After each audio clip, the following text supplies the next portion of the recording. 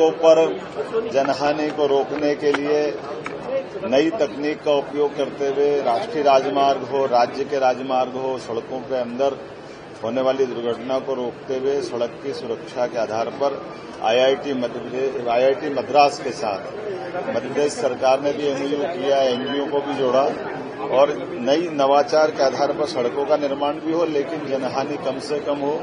बीते समय के आंकड़ों में हमारा जो अपना पुराना रिकॉर्ड है, उस रिकॉर्ड में कम से कम दुर्घटनाओं की संख्या कैसे कम हो, इस दिशा में बड़ा अच्छा दिन भर की कार्यशाला आयोजित की जा रही है। मैं माननीय मंत्री राकेश सिंह जी को बधाई देना चाहूंगा, उनके पूरे विभाग को, आईआईटी मद्रास को भी, जिन्होंने हमारे साथ जुड़ करके इस पर काम करना शुरू किया।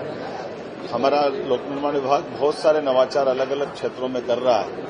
यद्यपि ये बात सही कि भौगोलिक दृष्टि से मध्य प्रदेश राजस्थान के बाद दूसरा सबसे बड़ा राज्य है।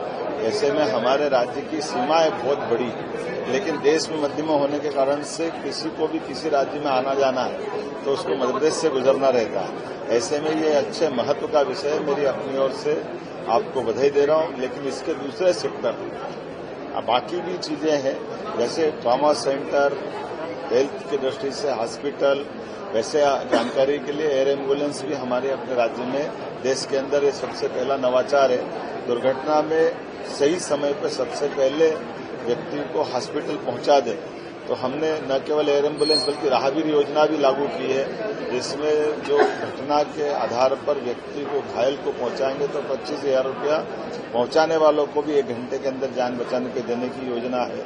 साथ ही साथ 1.5 लाख तक की जो भारत सरकार की स्कीम, उसको भी लागू करके हमारे लिए व्यक्ति की जान ज्यादा जरूरी है। ये अच्छा प्रयोग है। एक जानकारी और, अब यहां से मैं सीधा राजा राम के ओरछा धाम पे जा रहा हूं।